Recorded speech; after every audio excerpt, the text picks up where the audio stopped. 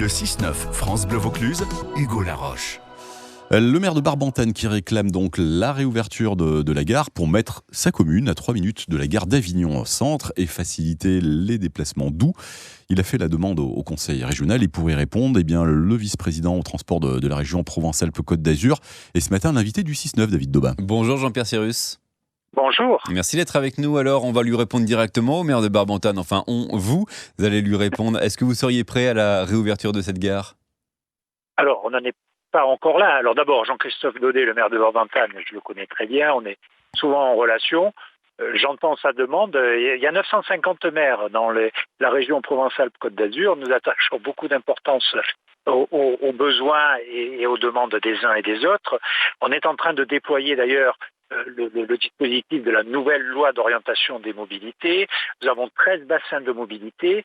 Barbantane est dans la communauté de communes de Terre de Provence. Il y a donc un bassin de mobilité qui est connecté avec Avignon, qui est connecté avec la métropole Aix-Marseille-Provence. Nous travaillons sur tous ces dossiers. Sur la gare de Barbantane, je veux quand même être clair, cette gare elle est fermée depuis des décennies. Aujourd'hui, ce n'est pas, en tout cas dans les schémas qui ont été le fruit déjà de longues concertations. Le rôle de la région, c'est évidemment d'assumer l'organisation des trains, des TER, des trains express régionaux. Il y a de nombreux trains qui relient Avignon vers Marseille, Avignon vers le nord via Orange, Avignon vers l'Occitanie. Tout ça, ce sont des dizaines et des dizaines de trains tous les jours. Donc, il y a un fort trafic TER sur ce qu'on appelle l'étoile d'Avignon. Maintenant, Barbantane est connecté à Avignon par d'autres dispositifs que sont les trains, en particulier les autocars, en particulier les autocars de la région.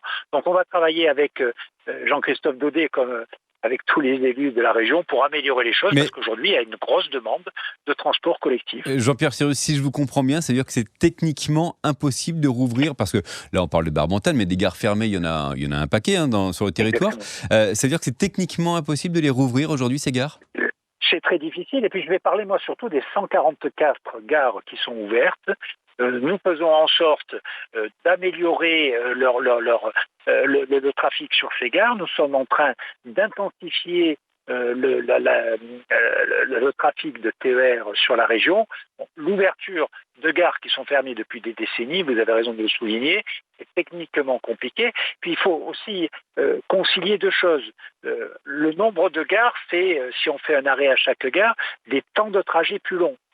Or, nous, notre volonté, c'est de déplacer l'utilisation des voitures vers l'utilisation des transports collectifs, que ce soit l'autocar ou que ce soit le train. Oui, mais c'est compliqué, Jean-Pierre Cyrus, de dire aux gens, prenez le train s'il n'y en a pas. Non, mais je leur dis, prenez les transports collectifs.